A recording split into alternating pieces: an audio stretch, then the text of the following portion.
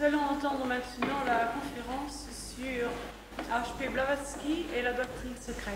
Amis, pour ceux qui ne connaissent pas ou ne croient pas en l'existence de cette loge des maîtres, dans cette fraternité d'adeptes, alors pour eux, la vie, l'engagement et l'enseignement de Madame Blavatsky resteront à jamais incompréhensibles. Cette loge des maîtres a un but très simple, finalement, qu'on peut résumer en deux mots. Elle vise à libérer l'homme, tous les hommes, de l'ignorance et de leur permettre d'accomplir leur destin divin. Et pour ce faire, elles œuvrent afin d'aider chacun à réaliser ce soi, c'est-à-dire ce principe divin qui est présent en tout homme, et à parvenir aussi à une conviction plus profonde de la fraternité universelle, puisque ce soi divin est finalement la source unique de chaque être. Cette loge des maîtres intervient bien sûr de nombreuses façons, mais il faut savoir que ces moyens sont limités de façon considérable par la loi, à savoir que ce sont en définitive les hommes et les hommes seuls qui peuvent parcourir leur sentier. Il n'y a pas de place dans l'enseignement des maîtres pour quelques sauveurs qui pourraient prendre sur lui les hommes, les porter sans que même aient le désir et la volonté de progresser. Et bien que cette action soit limitée, puisque finalement l'effort doit être accompli par chaque homme lui-même, cependant elle est décisive. Parce que, par la connaissance qu'ils ont acquise, cette sagesse accumulée des siècles, et qu'ils transmettent, par le témoignage de leur expérience, par leur présence vivante, ils aident l'homme à parcourir son chantier. On pourrait comparer cela au navire qui, dans la nuit, rentre au port. C'est bien sûr l'équipage tout entier qui doit se mobiliser pour guider le navire et pour l'amener jusqu'au port, mais il ne peut le faire s'il y a la lumière du phare qui brille dans la nuit. Et nous sommes comme l'équipage du navire qui cherche sa voie dans la nuit, et si nous n'avions pas cette lumière qui est la connaissance que nous présentent les maîtres de la vie spirituelle, nous n'arriverions jamais à trouver notre chemin. Cette lumière d'ailleurs brille plus ou moins selon qu'il y a du brouillard ou qu'il n'y en a pas.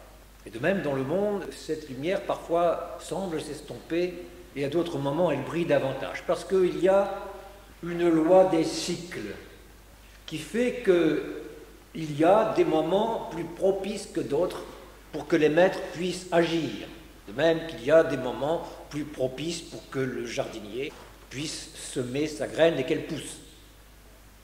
Et il y a aussi le fait que les maîtres doivent tenir compte de ce que sont les hommes à un moment donné. Leur enseignement, leur intervention, leur action va forcément varier en fonction du degré de culture, du degré de demande aussi des hommes dans le temps et dans l'espace. Et ce qui est valable, nécessaire dans une certaine civilisation, ne le sera pas dans une autre. Eh bien, à cet égard, il est bon de souligner que la fin du XIXe siècle a été une époque tout à fait remarquable. Ça a été une époque tout à fait remarquable en ce sens que c'est à ce moment-là que des germes étaient prêts à éclore, qui ont effectivement éclos au XXe siècle, qui continuent d'ailleurs à éclore, et à cause desquels une véritable révolution, peut-être parfois inaperçue, mais cependant réelle, s'est produite dans le monde. À savoir que d'abord, et c'est essentiel, l'accès à l'information, l'accès à la culture, qui pendant des millénaires, sur la planète entière, a été réservé à quelques nations, et parmi ces nations, à quelques classes privilégiées, et parmi ces classes privilégiées aux hommes, et pas aux femmes. Eh bien, au XXe siècle, tout ça allait changer, et continue à changer, et progressivement, nous sommes les témoins d'une révolution au terme de laquelle, dans le monde entier, tous les hommes et toutes les femmes ont accès aux sources d'information et à la culture. Et c'est un événement capital dans l'histoire de l'humanité, qui va décider les maîtres à intervenir de façon différente. Il y a le fait que l'Occident et l'Orient se sont rencontrés, et que des cultures qui jusqu'alors ont été étrangères l'une à l'autre se sont en quelque sorte croisées, se sont reconnues l'une l'autre comme ayant une valeur. Et puis, il y a le fait, et c'est sans doute une conséquence, que les hommes ont commencé à mettre en cause les religions traditionnelles, ou du moins, ils ont cherché à découvrir l'esprit derrière la lettre, ou à s'orienter vers de nouvelles formes de spiritualité. Il y a aussi le fait que dans cette lutte éternelle dans l'histoire du monde entre le spirituel et le matériel, cette lutte a pris au XXe siècle un jour nouveau et est devenue plus intense, aussi bien au niveau des civilisations et des nations qu'à l'intérieur de chacun de nous. Et pour toutes ces raisons, nous étions à la fin du XIXe siècle, à l'aube de ce grand mouvement, au carrefour de forces qui allaient modifier considérablement les données du monde entier, qui ont amené la loge des maîtres à intervenir de façon remarquable. Remarquez bien, amis, que ce ne sont pas les maîtres qui font l'histoire, ce sont les hommes qui font l'histoire. Et tout ceci est arrivé parce que le karma de l'humanité, c'est-à-dire les causes que l'humanité avait créées, arrivait à mûrissement et que ceci devait se produire. Mais le rôle des maîtres est d'agir afin de préserver l'humanité de mots encore plus grands. Le rôle est de tirer profit des circonstances afin de permettre à l'homme de progresser et lui éviter des embûches. Et en face de ces grands changements, les maîtres sont effectivement intervenus, et une de leurs interventions, il y en a sans doute beaucoup, mais les autres resteront sans doute fort longtemps, sinon toujours inconnus de nous, mais il y en a une en tout cas que l'on connaît car on la voit dans ses effets, c'est le fait que les maîtres ont décidé dans ce contexte de rendre public un aspect important de cette doctrine secrète, très ancienne, et qu'ils gardent secrète non pas jalousement, mais simplement parce que dans d'autres temps, les circonstances ne permettaient pas qu'elle soit rendue publique, et il était maintenant non seulement possible, mais nécessaire que certaines idées soient enfin mises sur la place publique. Et pour ce faire, les maîtres avaient besoin, comme ils ont toujours besoin d'ailleurs, de compagnons, et en l'occurrence d'un canal, d'un messager, et c'est Mme Blavatsky qui a eu ce rôle difficile, extraordinaire, d'être en cette fin de siècle le messager des maîtres de la vie spirituelle. Alors, on peut s'interroger pourquoi avoir choisi Mme Blavatsky, une jeune femme qui, à 18 ans, à peine mariée, un faux mariage d'ailleurs, quitte sa famille et s'en va dans le monde voyager, à une époque où ça ne se faisait pas, bien sûr, pour une jeune femme de la noblesse russe, en plus, de partir à travers le monde et de rencontrer des aventures, personnages étranges, fascinants pour certains, exacerbants pour d'autres. Pourquoi ont-ils choisi Mme Blavatsky? Alors ça, il est probable que seuls ceux qui, à leur tour, s'approchent du cœur de la loge des maîtres et deviennent des disciples peuvent sans doute comprendre ce choix. Mais pour le monde en général, eh bien, le personnage restera toujours mystérieux. Mais après tout, peu importe, on juge l'arbre à ses fruits. Et ce qui compte pour nous, c'est de prendre connaissance de ce message de la doctrine secrète et en reconnaissant sa valeur, reconnaissant ce qu'il nous apporte, en conclure que le choix du messager était bon. En réalité, son rôle fut double, comme celui de tous les instructeurs dans l'humanité, quel que soit leur degré. D'abord, apporter au monde entier, à tous les êtres humains, quels qu'ils soient, des grandes idées essentielles que chacun peut connaître, que chacun peut comprendre, que chacun peut utiliser pour transformer sa vie. Et puis, une autre facette qui est extrêmement liée à la première, nous le verrons tout à l'heure, et qui consiste à instruire un petit nombre, parce que c'est difficile d'en trouver, de disciples qui vont aller bien au-delà dans la compréhension de ce message et devenir ensuite ceux qui, de génération en génération, vont maintenir ces idées-là vivantes. Alors si nous prenons le premier volet, il était nécessaire en effet de redonner au monde un certain nombre d'idées essentielles. Ces idées, quelles sont-elles? Eh bien, rappelons-les très brièvement, de dire à tous les hommes d'abord que Dieu est un principe universel, présent dans chaque être et non pas en dehors, que ce n'est pas un être qui décide, qui nous juge, qui fait à son bon vouloir, mais un principe, une réalité vivante présente en chacun de nous et présente dans tout l'univers. Que l'univers n'est qu'un aspect momentanément différencié de cette unique réalité qui, dans l'éternité des temps, permet aux univers d'apparaître et de disparaître dans une succession infinie liée par cette grande loi de cause et d'effet.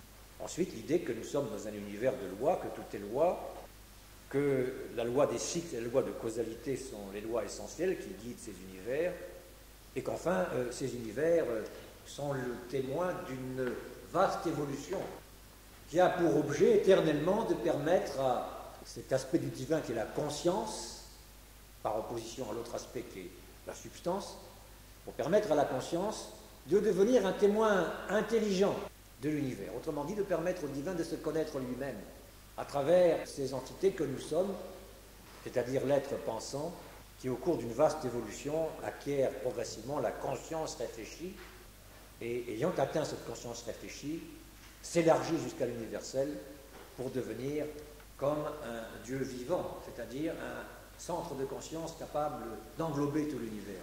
Et ce processus est éternel. Il n'a jamais eu de commencement, il n'aura jamais de fin. Et sans cesse, je veux représenter le divin comme cette impulsion qui vise à permettre à la conscience de se connaître elle-même.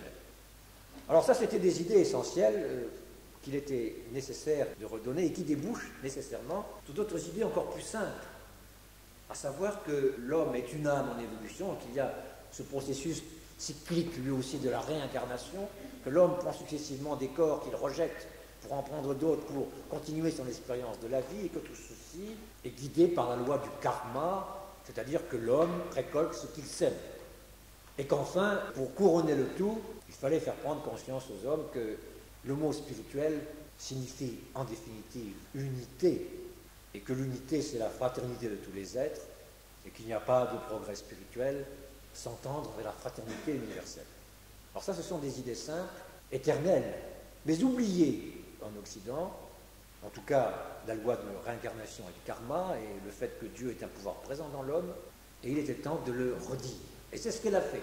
Et amis, à l'époque, bien sûr, seul un petit nombre d'hommes et de femmes qui appartenaient à ce qu'on pourrait appeler les élites de l'époque, mais qui étaient un petit nombre parce que peu de gens savaient lire à la fin du siècle dernier.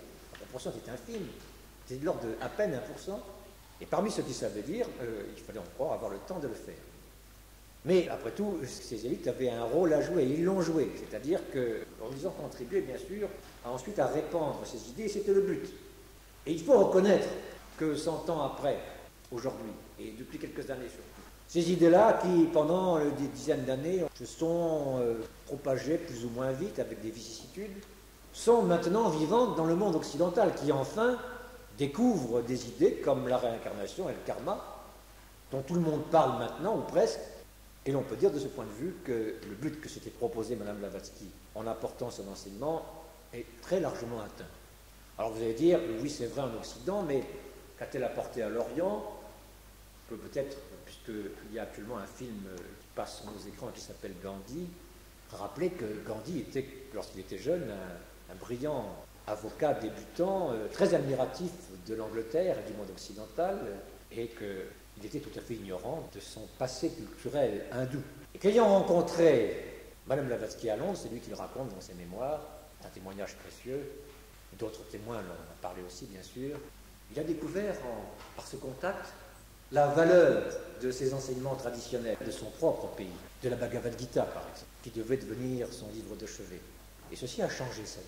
Alors bien sûr, l'Inde se serait libérée sans Gandhi, mais d'une autre façon. Et il a été très positif pour le monde qu'elle le fasse comme elle a pu le faire, grâce à cet apport, grâce à cette énergie que Gandhi a su mobiliser, afin de donner au monde l'exemple que quelque chose pouvait être fait parfois sans violence et dans l'amour des hommes. Alors, c'est un exemple de la façon dont, nous disions tout à l'heure, les maîtres ne font pas l'histoire, mais ils en guident certains courants et font que les événements qui doivent se déroulent de façon positive et enrichissante pour l'humanité. Alors, qu'en est-il du deuxième volet? Eh bien, le deuxième volet, il fallait former un noyau de disciples. Pourquoi? Pas pour que des individus deviennent des privilégiés, soient reconnus par le maître et soient en quelque sorte choyés dans quelques ashrams afin de devenir des êtres hautement spirituels. Ce n'est pas le but. Les maîtres ne cherchent pas des admirateurs ni des favoris, ils cherchent des hommes et des femmes qui sont prêts à les aider dans leur travail. Alors là, il fallait trouver un certain nombre de disciples à qui on apprendrait quelque chose. Pourquoi ? Eh bien parce que apporter des idées nouvelles, ou plutôt représenter des idées très anciennes comme celle-là dont nous venons de parler, ce n'est pas la première fois qu'on le faisait dans l'histoire, mais chaque fois l'histoire prouve que très vite ces idées-là sont déformées ou dogmatisées. Maintenir vivantes des idées spirituelles, même aussi simples que l'idée de réincarnation et karma, c'est d'une part éviter qu'elles soient déformées, d'autre part éviter qu'elles deviennent des dogmes. C'est-à-dire quelque chose qu'on accepte comme ça, par autorité, sans chercher à en comprendre le sens profond. Or ça c'est très difficile, et l'histoire le prouve. Toutes les religions, finalement, d'une façon ou d'une autre, sont tombées dans ces travers.